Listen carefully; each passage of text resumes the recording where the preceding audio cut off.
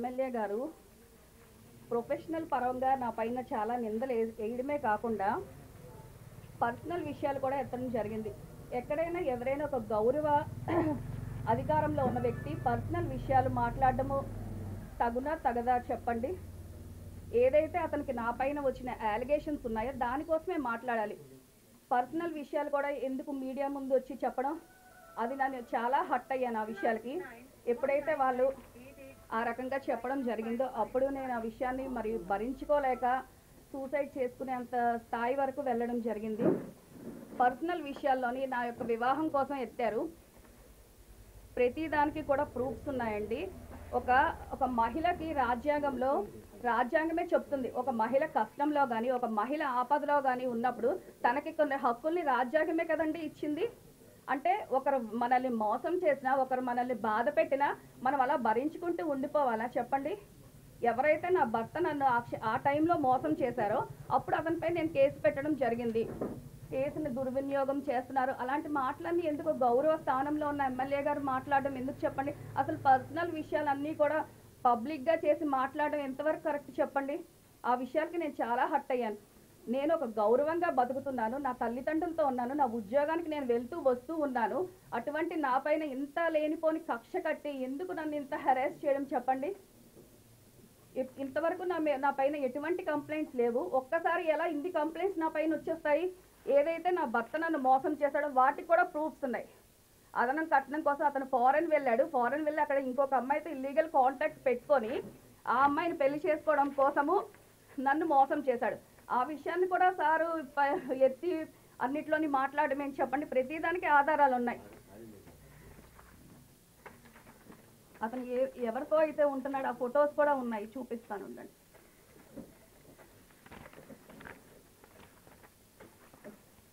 రాజ్యాంగమే చెప్పింది, ఒక మహిళకి కష్టం వచ్చినప్పుడు, ఒక మహిళకి ఆపద వచ్చినప్పుడు తనకి కొన్ని హక్కులు ఉన్నాయి, ఆ హక్కులు ఉపయోగించుకోవచ్చు అని రాజ్యాంగమే ఒక మహిళకి కొన్ని చట్టాలు కొన్ని అధికారాలు ఇచ్చినప్పుడు అవి దుర్వినియోగం ఎందుకు చేస్తాం చెప్పండి? ఇతను నా భర్త ఈమెతో అక్రమ సంబంధం పెట్టుకోవడం వలన విడాకులు ఇవ్వడం జరిగింది. దీన్ని కూడా పబ్లిక్ చేసి అంటే ఎందుకు ఎమ్మెల్యే గారికి నా పైన అంత కక్ష? ఏం చేశానని కనీసం అంత నన్ను వేధిస్తున్నారు చెప్పండి? ఇవేవి కూడా నేను తట్టుకోలేకపోతున్నాను.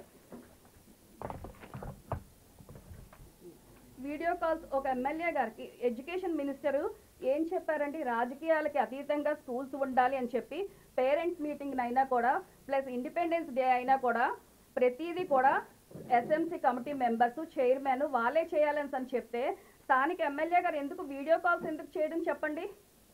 గవర్నమెంటే చెప్పింది కదా వీడియో కాల్స్.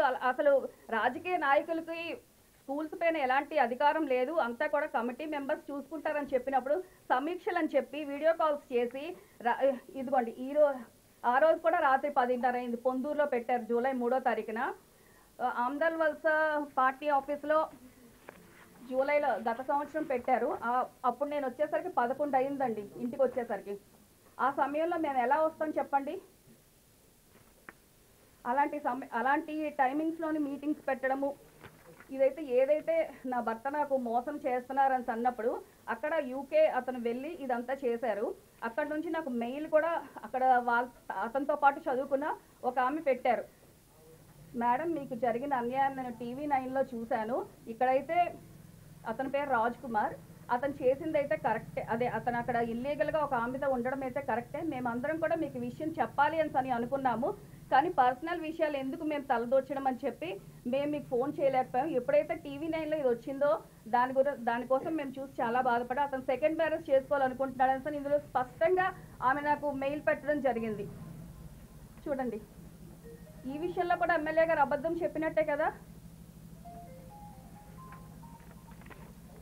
ఒక గౌరవంగా బతుకుతున్న మహిళ ఇలాంటి పరిస్థితికి వచ్చిందంటే తను ఎంత బాధపడకపోతే వస్తుంది చెప్పండి? ఇది మహానటి అని కొంతమంది పేపర్లో వేశారు. అంత నటించాల్సిన అవసరం నాకేముంది చెప్పండి? చాలా బాధగా ఉందండి.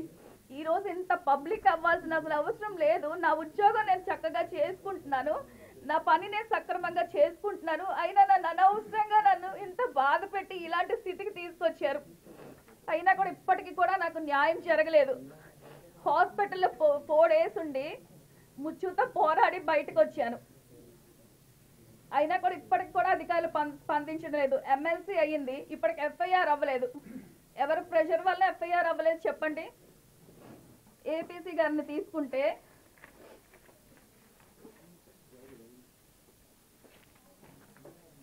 దీని అంతటికీ కారణం ఏపీసీ గారేనండి.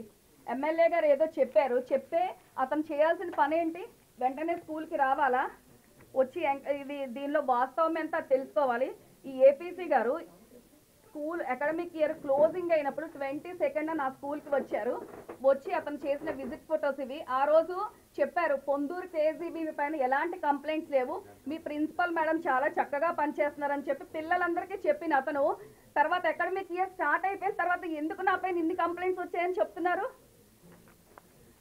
ఎవరు అడిగినా కూడా ఆమె పైన చాలా కంప్లైంట్స్ ఉన్నాయి, కలెక్టర్ గారికి అందరికీ తప్పు నివేదిక ఇవ్వాల్సిన అవసరం ఏముంది చెప్పండి?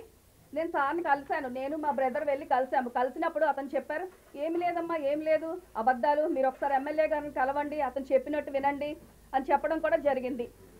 కాదు అని చెప్పమనండి అతనికి. ఎందుకు మిగతా వాళ్ళపైన ఎందుకు అతను చర్యలు తీసుకోవడం లేదు? ఒక స్కూల్లో బియ్యము అక్కడ ఉన్న ప్రిన్సిపాల్ అమ్మేస్తే ఆమె పైన ఎందుకు చర్య తీసుకోలేదు? ఇలాంటి వాటిపైన కదా అతను చర్య తీసుకోవాలి. బియ్యం అమ్మేశారు, అయినా అతను కొమ్ము కాస్తున్నారు. ఒక స్కూల్లో ఎల్ఎన్పేట కేజీబీలో పిల్లలు మందు తాగుతున్నారు, 8th class 9th class ఆడపిల్లల స్కూల్లో. ఆ ప్రిన్సిపాల్ పైన ఎందుకు అతను చర్య తీసుకోలేదు? ఇది బోర్జ కేజీబీవి, ఇందులో కూడా చాలా కంప్లైంట్స్ ఉన్నాయి, ఈ ప్రిన్సిపాల్ పైన ఎందుకు అతను చర్య తీసుకోలేదు? అంటే వీళ్ళందరూ కూడా అతని కమ్యూనిటీకి చెందిన వాళ్ళు కాబట్టి వాళ్ళు ఎంత తప్పు చేసినా ఏది చేసినా కూడా ఒప్పు అయిపోతుంది. ఇక్కడ నేను ఏ మిస్టేక్ చేయకపోయినా సరే ఎవరో చెప్పారని సరే నన్ను బలి చేయడం ఎంతవరకు కరెక్ట్ అండి? నేను స్కూల్కి వెళ్ళనని చెప్పారు, ఒకసారి చూడండి, చేతికి కెన్యులా ఉంది, కెన్యులా ఉన్నప్పుడు కూడా నేను స్కూల్కి వెళ్ళాను. నా డ్యూటీయే నాకు దైవంగా భావించి నేను రోజు స్కూల్కి వెళ్తాను. చేతికి కెన్యులో ఉన్నప్పుడు కూడా వెళ్ళాను. ఉండిపోవాలంటే ఉండిపోలేనా చెప్పండి? ఆ రోజు కూడా ఆ రోజు ఆప్షనల్ హాలిడే ఉంది, ఆ రోజు కూడా నేను వెళ్ళడం జరిగింది. ప్రతిదానికి నా దగ్గర ఆధారాలని ప్రతిదీ కూడా ఉందండి. ఎలా నా పైన లేనిపోని నిందలు వేసేసి నన్ను ఇంత హెరాస్ చేస్తారు? ట్రాన్స్ఫర్ కాపీ పెట్టారు.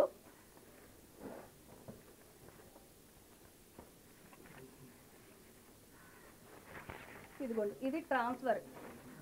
సెలవు రోజుల్లో ఏపీసీ గారు ట్రాన్స్ఫర్ కాపీ నాకు పెట్టారు. ఇందులో ఆర్జేడీ మేడం ఎంక్వైరీ అసలు జరగలేదు. ఆర్జేడీ మేడంని ఎంక్వైరీకి వేశారు వాళ్ళు ఆగస్ట్ 4th. ఆ మేడం అసలు ఆగస్ట్ 4th రానే లేదు, ఇన్ఫర్మేషన్ కూడా ఏమీ లేదు. బట్ అతను ఇచ్చిన ఈ ట్రాన్స్ఫర్ దాంట్లో ఆర్జేడీ మేడం ఇచ్చిన రిపోర్ట్ బేస్ చేసుకొని ట్రాన్స్ఫర్ చేశాము అని రాశారు. దీనిలో వాస్తవం ఉందా లేదా, వాస్తవం ఎంతవరకు ఉందో ఒకసారి మీరు గమనించాలి. ఎందుకు ఇంత దారుణంగా నా పట్ల బిహేవ్ చేస్తున్నారు ప్రతి ఒక్కరు కూడాను?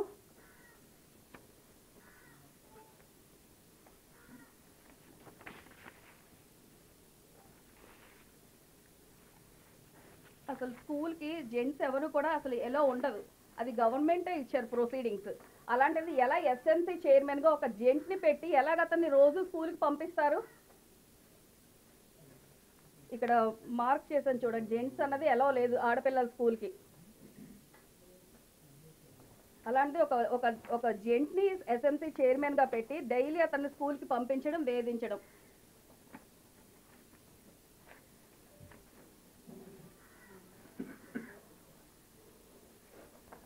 నా యొక్క అచీవ్మెంట్స్, నా యొక్క ఇవి చూస్తే అక్కడ స్థానిక judge madam, Ponduru judge madam కూడా ఒకసారి వచ్చి అప్రిషియేషన్ చేయడం జరిగింది. ఇది అప్పుడున్న కలెక్టర్ గారు, అతని చేతుల మీదుగా కూడా నేను అవార్డు తీసుకోవడం జరిగింది. ఇది ఎమ్మెల్సీ గాది శ్రీనివాసులు నాయుడు గారు, ఇతని చేతుల మీదుగా కూడా నేను ప్రశంసలు అందుకున్నాను. అక్కడ ఉన్న ఎంఈఓ గారు నన్ను సన్మానం చేసిన అదృష్టం ఇది. అప్పుడున్న ఏపీసీ గారు కూడా ప్రశంసించడం జరిగింది.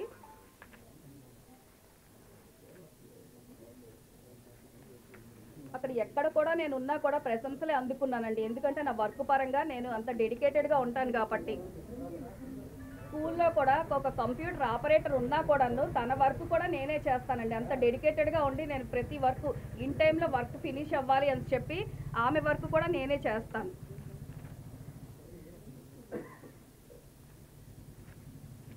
పిల్లలకి ఏదైతే భోజనం పెడతామో ఆ భోజనం నేను కూడా పిల్లలతో పాటు కలిసి టేస్ట్ చేస్తాను.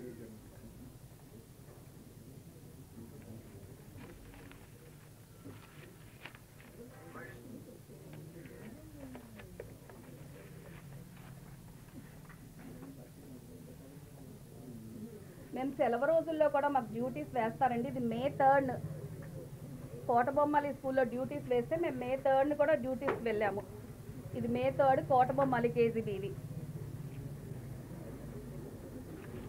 టీచర్స్ పాఠాలు ఎలా చెప్తారో అది కూడా నా వర్క్ విషయంలో కూడా ఎలాంటి డీవియేషన్ లేదండి. ఎలా అయితే వాళ్ళు పాఠాలు చెప్తారో వాటి కోసం కూడా నేను వాళ్ళ పాఠాలు చెప్తున్నప్పుడు క్లాస్లో ఎంక్వైరీ అవన్నీ కూడా అంటే సూపర్విజన్ కూడా చేస్తాను. ఇది నా నైట్ డ్యూటీస్ చేసినప్పుడు ఫొటోస్ ఇవి.